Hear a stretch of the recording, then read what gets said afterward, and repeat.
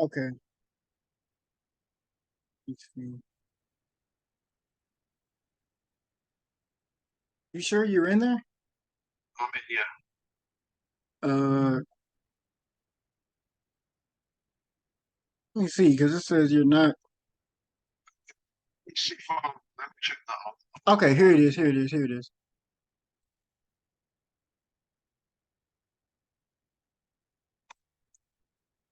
All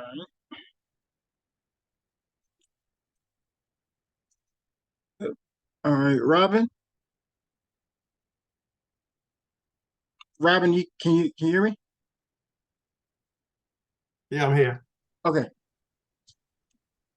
good crack. So let's talk about the Black Secret Education Project. What is that? Can you tell us what that is, sir? The idea of the Black Secret was to make African history and Black heritage education available all over the world. So the kind of classes that I teach in London, the kind of classes that I used to teach in Birmingham in England, in Yorkshire in England, those classes are now available online. And so the idea then is I teach the class, edited together into the class. The lecture notes are available. And so you can teach yourself Black history at home. And you can just click on, follow the program, and we will take you through 55 hours worth of teaching and learning material, 55 hours worth of lectures, where we're going to take people. We're going to start with medieval African history. So we're going to start with ancient Ghana, medieval Mali, the Songhai Empire. We're going to go through the Nigerian civilizations. We're going to go through the Empire of Kanem-Bornu. We're going to go through medieval Nubia, etc., etc. And we're going to take the story one after the other after the other. Then we're going to get into the ancient world, human origins, and what role Africa played in that. Ancient Nubia, ancient Egypt or Kemet, the rise and fall of Old Kingdom, Middle Kingdom, New Kingdom, Kush, Carthage, Numidia, and then the stuff that Rashidi talks about, Black presence in Asia Minor, places like the Sumerians, the Elamites, that kind of thing. Then we then deal with the modern period. The modern period is the last 500 years. So the Ashanti Empire, the Dahomey Empire, mass enslavement, resistance to mass enslavement, the Republic of Palmares, the various Maroon societies, including the Maroon communities in the United States, uh, the last 500 years of great Black people. You know that we've produced great icons, such as people that were enslaved and ended up as ruler of India. That happened, Malik Ambar. Somebody else is enslaved and they end up as generalissimo in the Russian army. Abraham Petrovich Hannibal, the ancestor of Pushkin. And then we deal with things like African American civil rights history, Black British civil rights history. By the way, as we now know more about Black Britain, we're in a position now to tell our civil rights history. But when I was growing up, I didn't know any of this stuff. I know it now, or know enough to be able to speak about it intelligently. Then dealing with Pan-Africanism and the anti-colonial struggles. And then I think the course ends with the most modern story, which is the Southern African freedom struggle, how places like Zimbabwe, South Africa, Mozambique, Angola, how they got their freedom. And so the idea is to take the story right up until now and give people a very, very full history. And at every point in the 55 hours worth of content, you can watch a class, you can download the notes, you can annotate the notes. You can also now test yourself. So we have exams set up where you can do the test. And we have systems and structures in place where those tests are immediately marked and you get the feedback on how much did you learn. So essentially, if people want to watch these classes at 2 o'clock in the morning, they can watch it at 2 o'clock in the morning.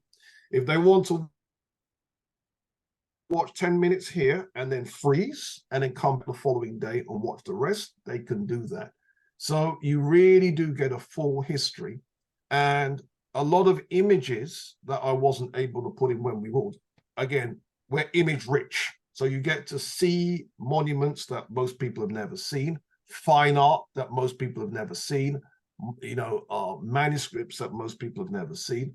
And ultimately, that's what the Black Secret Education Project is. We are teaching people to teach themselves Black history, but using our content and our lectures to do it. Hmm. So I want to ask this question. When you mean our lectures, are there multiple people who belong to teaching certain classes, or is it just you teaching specific classes and stuff? It's me. It's me. Why I say we is because the Black Secret, we've got 3 directors. Do you see? That's why I say we. And then we've got the Black Secret Network, the family, because you're part of it, because you're part of our Facebook group. Emmanuel's part of it. He's part of our Facebook group. But when it comes to who is the directors of the thing, there's 3 of us. So that's why I definitely say we. But when it comes to who's teaching, the teaching is me. Hmm. Okay. That must be a lot of work. Like, do you have anyone that you call on for specific, for research purposes?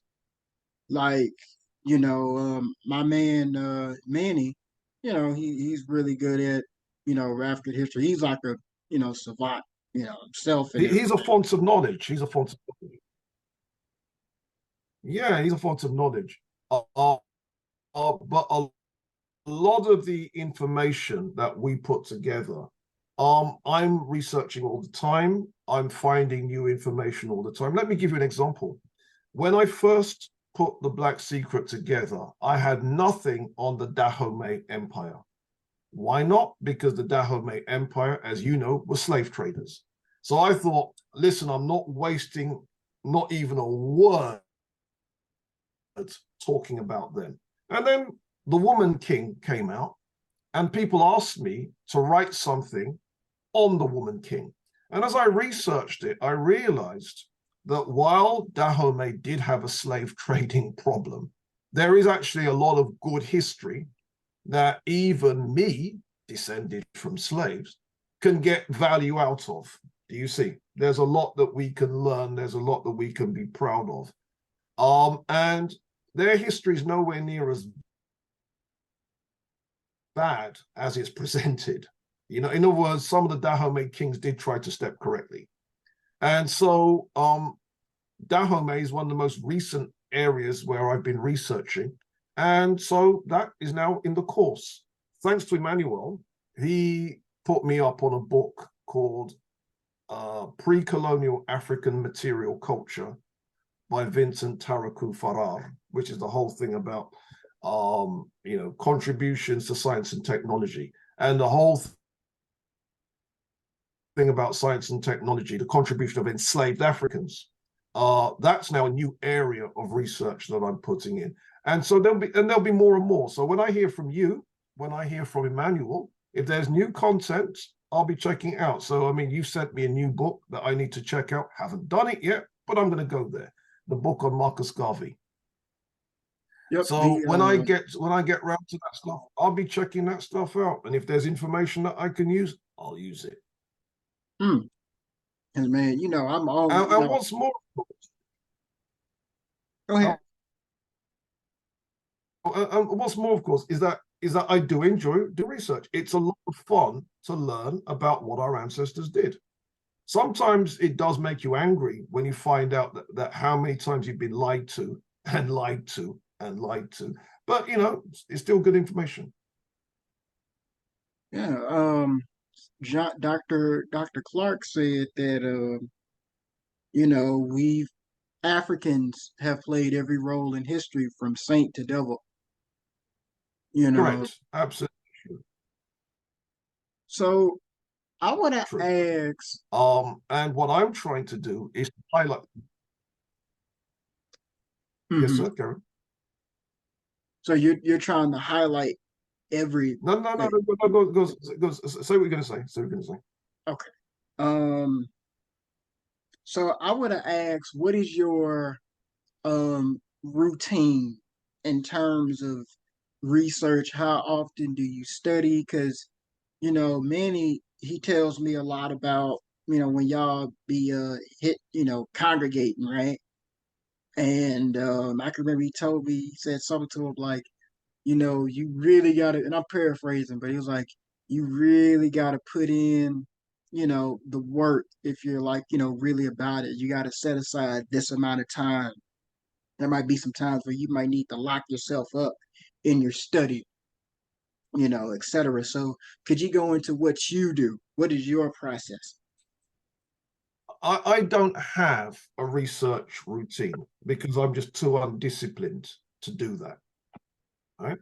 So this is what happens. Sometimes I get a phone call and someone says, okay, Robin, I'd like you to speak on such and such a topic. And here's the date at which we want you to speak. Supposing it's 6 weeks' time. That means I've got 6 weeks to get my ish together. 6 weeks. And then what I will do is I'll just comb through every book that I have on the subject. I will comb through every image that I can find on the subject. And I'm very good at, that when it comes to old books written in the 19th century, you can get them online and you can read them online and turn the pages online. You can do that? Really? There are websites that you, yes, oh yeah, yeah, yeah. And because I know how to do that, rare and old images that you can't get anymore, I know how to find those images. Do you see? And so I'm able to turn to the right page, blow the picture up, crop the picture, cut it, and put it in my PowerPoints. Yeah. Similarly, you may have noticed in some of my PowerPoints where it looks like the pages are turning of a book. I don't know if you've noticed me being able to do that. Again, my ICT game is good, right? So I know how to do that. And so what happens is I just comb through book after book after book after book after book. So I exhaust everything that I have on the subject, and I will just put it together like a jigsaw piece. And then if there's a standout fact, I will highlight the standout fact. Let me give you a standout fact. You know that when I was researching Dahomey, there's an image I found of the Dahomey female combat troops, the Agogie, storming a walled city in Yoruba land called Abeokuta. And you can see them trying to climb up the walls of Abeokuta. And you can see the people of Abeokuta trying to shoot at them while they're trying to climb these walls. When have you ever seen an image of black female combat troops climbing a city wall? You've never seen anything like that. Go on, admit it. You ain't seen nothing like that. Yet I was able to find that image. Mm. And the image was published in about 1870, something like that. Yeah. So I'm good at being able to find stuff like that.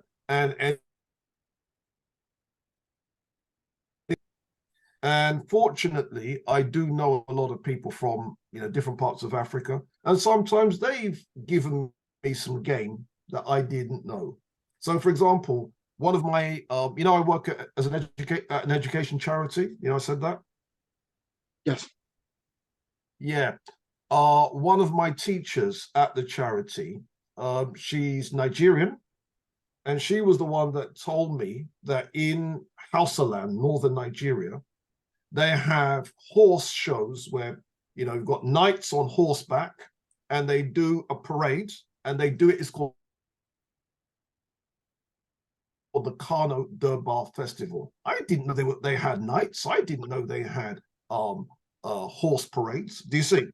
Yeah. Mm-hmm. And she told me about it and she gave me a link. And then when I found it, it was like, right, I can use this. And so I'm adding information all the time. Mm. So that's the routine. So the routine is there isn't a routine. I wait for someone to book me to speak on a topic. And if I don't have a lecture on it, I'll write one. Have you you ever know. thought about um writing a compilation of your best So again, lectures? Have you ever thought about writing a compilation of your best lectures into a book? Like, you know how John Henry Clark wrote Africans at the Crossroads. Have you ever thought about doing something like that? in truth, when we ruled is began life as lectures. Do you see? A lot of my books began life as lectures. So the chapters that make up when we ruled, they all began as lectures. And then what I did was to fatten them up, fatten them up. So yeah. So when I update when we ruled and put in the Dahomey chapter, the Dahomey chapter began life as a lecture. That's one of the reasons why my stuff is easy to read, because it's written as a lecture. It's not written as a book. It looks like a book, but it's not written like one. Do you see? Hmm. That's what I might have to do in the future because I'm trying to be like you. You know, you're the standard to me as a scholar activist. You know, so that's putting ideas in my head right there. You know, and So, for example, the thing that mhm. yeah, and the thing that you did on Paul Robeson, at some point, you glue your lecture notes together, and that becomes a chapter in a book. Do you see? Yeah. That's how it's done. You write the lecture first, and because your lecture has to be introductory, because you're telling people things that they don't know, that forces you to put the information into a certain order, right? And then you then have a beginning, a middle, and an end, and a reprise. And then ultimately, that's a chapter right there. Hmm. That's how it's done. Uh, That's how it's done. so you said I couldn't because the whatchamacallit kind of cut out a little bit, right? But you said that you saw my Mm-hmm. lecture on Paul Robeson and I should make that into a is that what you said? Or Yeah, that, that African American civil rights. What you said about Paul Robeson would be a chapter. hmm, Do you see? mm-hmm. If your lecture is lasting, say, 1 hour, that would be maybe a 10-page chapter. Do you see? That's how you do it. That's how it's done. Hmm. Okay, because I got some books on like speaking on like the resistance chapter, like of the Black Secret, right? I did a few lectures on the Mahdi, you know, Yeah, and the Mad yeah, yeah, Mullah of Somaliland. yeah, yeah. So That's so the Mad Mullah of Somaliland. I don't. I mean, I know of his existence, but I don't know his story. So I might be hitting you up on some research on that. So do you see? I got I got a oh snap. I got a book that you should grab by Douglas Jardine called The Mad Mullah of Somaliland. I see. Mm-hmm. Yeah, So yeah. you should grab this book pronto. I It's didn't even know really that book existed. Yeah, mm-hmm. did not know that that book existed. Thanks for that. You're welcome, sir. Yeah, you're 'Cause giving me some game.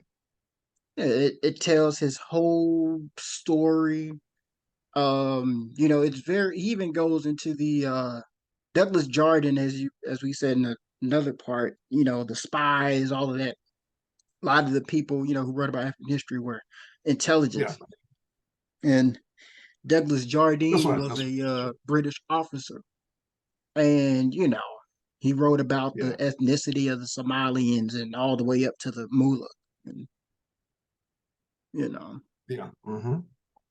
so anyway, I could do, I'm willing to help with everything. That's good information. That's good to know. Mm. Yeah. So, another question I have, um, Yeah. could you? tell me about is Danny Thompson, is he one of the three? Uh the three people that work with you closely in the That's Black right. Yeah. Secret? Hmm. Hmm. Okay. So, That's you right. know, Okay, Danny Thompson. He has a background.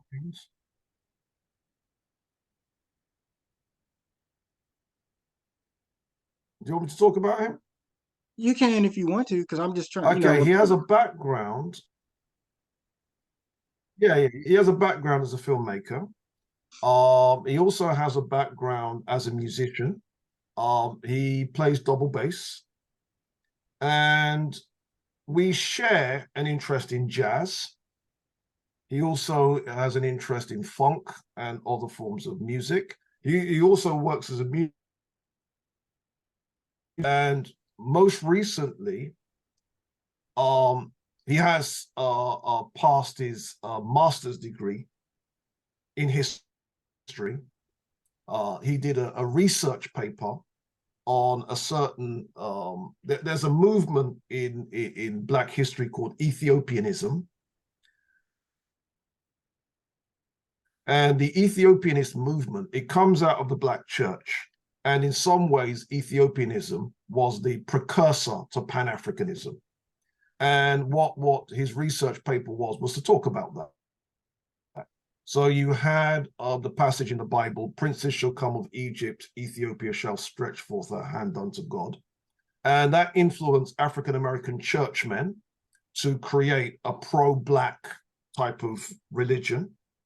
And these religious ideas ended up being spread across the Black world. And the Pan-African movement directly comes out of what these churchmen achieved. And Danny's book is all about that. Do you see? Mhm. And I think my man is now working on his PhD. And yeah, so he's an all-round great, he's an all-round bright guy. So Danny Thompson. Hmm. So, are you ever gonna try to get your PhD, master's? No, no. Um, this is what I intend to do. I'm trying to find an institution that I can submit my already published work. And if the what can happen is there's a type of degree that exists in the it doesn't exist in the United States, but it exists outside the United States called a D.Lit. It means Doctor of Literature. And to get a Doctor of Literature is where people look over your already published work. And the question is, does it meet the standard, yes or no? Dr. Basil Davidson, that's how he got his doctorate. He's a Doctor of Literature. The great E.A. Wallis Budge, he was a Doctor of Literature. What happened was he submitted his already published work. And some universities have the facility where they can judge it and say, does this meet the standard, yes or no? So you become a doctor, but it's not PhD, it's D.Lit. And if I can find an institution willing to look over my work, I'll do that. But doing a PhD, nah, I'm too old for that. Too old. You think so? Now, let me tell you why. I'm a firm believer that you have to do things in an age appropriate way. So if a man is in his 20s, yeah, do your PhD. But I'm a firm believer that if a man's in his 50s, he should be building businesses. That's what I'm about. Do you see? Yeah. Mm. That's why I do not intend to do a PhD. I intend to find someone that is willing to judge my work. And if they're willing to do it, cool. If they don't want to do it, I'm still about building businesses because that's what the age appropriate thing for a man of my age is what I should be doing. Mm. That makes sense. So I want to ask you, who will be, like your successors, in the Black Seeker when it's like it's time for me to, hang the doctorate of letters up. I want to rest and look at the fruits of my labor. Who will pass down your work? I honestly don't know. I honestly don't know. What I do intend to do, I intend to inspire the likes of you, the likes of Emmanuel, and as many people that I can inspire so that they produce books. If you take a look at this book here, right, can you see that there's a name, Siath Miller? Yes. See that? There's another name, Saran Keita. So what it means is Siath is now in print, Saran is now in print. And my job is to get you into print, get Emmanuel into print. Do you see? And the idea is to build as big a number of scholars coming after me in print, so that this way we take over the game, completely take over the game. And that's the objective, you see. So we don't just have one book on Kemet, we've got 20 books on Kemet. We don't just have one book on Songhai, we've got 20 books on Songhai. We don't just have one book on Paul Robeson, we've got several books on Paul Robeson. And now the discussion isn't between black and white scholarship, it's between my scholarship and your scholarship and Emmanuel's scholarship. Do you see? So we now are the discourse. Yeah. And Mm-hmm. the only way that happens is if I can encourage you and other people to take to the fields, put pen to paper, and produce. Hmm. See, I like that idea because that shows that, you don't have like I don't want to say like an ego problem, but you know how like some people, they want to hog everything to themselves, you know what I'm saying? Yeah. And it's not necessary. My thing is the more people producing, but the key thing is people have to produce. That's the key. So one of the things, though, so as much as I admire Professor John Henrik Clarke, where's the book, bro? Where's the book? You see, what with Professor Clarke, he wrote lectures, he edited books together, but he didn't write too much. He should have been writing volumes. Do you see? Mm-hmm. Yeah. He should have been writing volumes. Where were they? And my job is to produce those volumes and to encourage other people to produce the volumes. Mm. Yeah, it's all about, Yeah, the fruits of labor. So absolutely. Absolutely. yeah, I love that idea. Like, the Black Secret. I mean, you created not only a social media network, but just, something where all of us could learn different things on, African That's history. right. And then at some point, we're going to put, at some point, we need to put blacks. Yeah. And at some point, we want to get the Black Secret into French. And if we're going to take it into the other languages. And so gradually, we're going to teach people all over the world what their history and heritage is and show. See, what happens in Africa is a lot of people know their own heritage, but they don't know the heritage of their neighbors. And my job is to bring all of that together to build Pan-African pride. Mm. See, yeah, we need to get that together, man, Yeah. because we Yeah. all in this So together. let me give you an example of what I'm talking about. Hmm. Yeah. And let me give you an example of what I'm talking about. You posted something online about, African American culture. Do African Americans have a culture? And if they have a culture, what is it? From me, as an outsider looking at African Americans, you guys have got tons of culture, tons of examples. Um, Huge um, repertoire in terms of music, huge volumes in terms of literature, huge contributions in terms of science, technology, and invention, huge stuff in terms of political theory, sociology, psychology. You know what I'm saying? Huge. But what it is, for me as an outsider, I can see it. But if you're in the middle of it, you might not see it to the same extent that I can see it. Do you see? Because as an Mhm. outsider, I'm astounded by some of the achievements. 1.5 generations after slavery, you guys create the Harlem Renaissance. The Harlem Renaissance, you've got people 1.5 generations outside slavery, and they're writing operas that are up there with Wagner. You've got people like Marian Anderson, best classical singer of the first half of the 20th century. You've got Duke Ellington. You know what I'm saying? A whole bunch of just greatness, greatness, greatness, greatness, greatness, greatness. And you produce that 1.5 generations after slavery. That's big things. Do you see? And for me as an outsider, I can see it. And my job is to make people all over the world aware of that heritage. People need to know. Hmm. Yeah, that man. See, that makes sense because I remember in a lecture you had talked about there's something called racial esteem, and well, there's something called group esteem. That's right. You, you, yeah, because You want me to explain it? yes, sir, yes, sir. The idea didn't start with me. The idea started with two African American intellectuals, Professor Nathan Hare and Dr. Julia Hare. And they are intellectuals, Black family.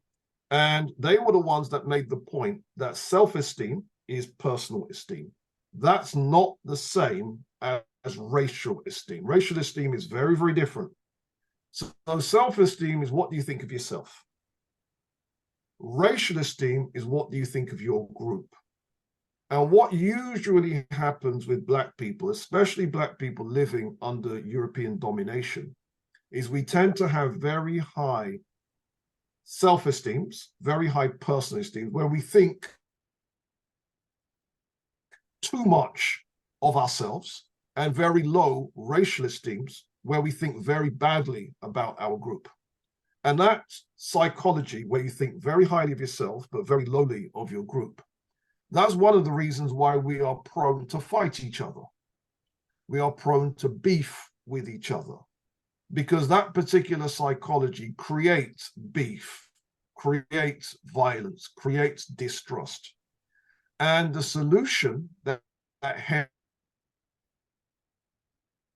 and Hare point to is you've got to lower people's self-esteems, and you're going to have to raise their racial esteem.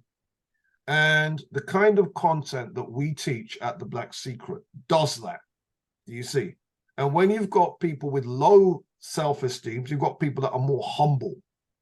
And if you've got people with high racial esteems, then high racial esteem and low self-esteem, that's the perfect combination, because you've got someone that's humble, someone that's teachable, and someone that sees highly, thinks highly of their group. That's the sweet spot right there. Hmm. So Okay. this wasn't my idea. This was two African Americans that came up with this. Okay. So we have about a couple of more minutes left, and then this will be the end. Do you have any closing words for um, any future person of African descent that is watching this, specifically African Americans, if you want to direct it to us, or you have any final words? Absolutely. One of the main words that I would say is be inspired to know that you can create. Be inspired to know that you can make things happen. You don't have to wait on anybody else. You can make things happen yourself, and you can do things that moving yourself forward and moving the community forward doesn't mean contradiction. You can do both. You can do things, and you don't have to wait on anybody else. When I wrote When We Ruled, I didn't wait on anybody else. I put the book together, I put it out. when we put this together, this was a group effort. You can see my boss's name on it, just since Martin. You can see Rashidi's name on it. You can see the three of us at the bottom. You see, we did that because we wanted to do it. We didn't wait for anybody. And you don't have to ask permission, please, sir, you know, can I go to you to publish my book? You can do it yourself. And my thing is very, very much teaching the next generation of Black scholars, historians, and so on, that they don't have to wait on permission. They can do things themselves. They can tell our story, and you can do it and make a living doing it. You can do it and be useful to the community doing it. And my job is very, very much to show that it can be done and to show that it's a productive thing to do. And you help the community and you move yourself forward in the meantime, which is the best way of doing it. And ultimately, what I'm showing people is you have to become entrepreneurial. And that's very, very key. One of the problems, especially with the Black radical left, is so many don't become entrepreneurial, and all it takes is 2 phone calls to your employer and they can get you fired. 2 phone calls to your employer and you don't have a job anymore. Yeah. And consequently, get entrepreneurial, make things happen. Yeah, that's very interesting because you know, people in my generation, we say stuff like we need multiple streams of income. And I like, you know, what you said about the Black secret is that you can make money and be intellectual at the same time. Because, like with me, a lot of my friends, they tell me all the time, sometimes it's disheartening. They'd be like, man, that Black history stuff don't get you no money, man. Why you doing this? Like, you know, I don't want to be broke. I just want to start a business, you know, and I never am able to be like, it's hard to describe, but you get what I'm saying, you know? So yeah, Yeah. it's, Mhm. I do understand it. I do understand it. But my thing is, why do people who work for the community, why do we have to be broke? We don't have to be broke. There are ways that we can build businesses, work with each other, and enrich each other. And that's what I'm about doing. Do you see? mm-hmm. And we can enrich each other intellectually and economically wise. Mm. Absolutely. Absolutely. And then this now is what can be used now to build the politics. You see, what we've tried to do as a people, we've tried to build too much politics on heart and soul. We're not building it on money. And we've got to get our money right. So, because that's what pays for your politics. Do you see? Yeah. Things have to be done that way around. And that's what makes us more powerful rather than less powerful. Mm. So you need the politics and the money. Even Absolutely. Yeah. Yeah. Asar Imhotep talks about the same thing. Like we need, you know, economics and you know, we need the politics at the same time. He's right. He's right. He's right. Mm. Absolutely. I apologize for the noises if you hear it. No, So that's okay, sir. yeah. All right, I think we've got 1 more minute left. Yep, I'm just trying to waste time till like, you know, the minute and stuff. And thank you so much for, you know, always coming through for me. You know, I love you, Elder. You know what I'm saying, man? As I always say, you're the GOAT, man. You're always accessible. Every time I got a question on African history, I always hit you or, you know, Manny up, man. And I honestly never thought that I would be in close proximity to you like this. You know what I'm saying? So, man, I mean, you Mhm. always look out for me, man. No, I respect, sir. Seriously, keep doing your thing. Keep doing your thing. I'm just All just waiting right. for this to run up. Well, for people watching, Okay, so for people watching this, I'm out of here. So have a good one. And thanks for putting me onto this. And yeah, we can do it again. So you let me know. Yeah. All right. Yep, Have a good one, sir. you too. Okay. Then.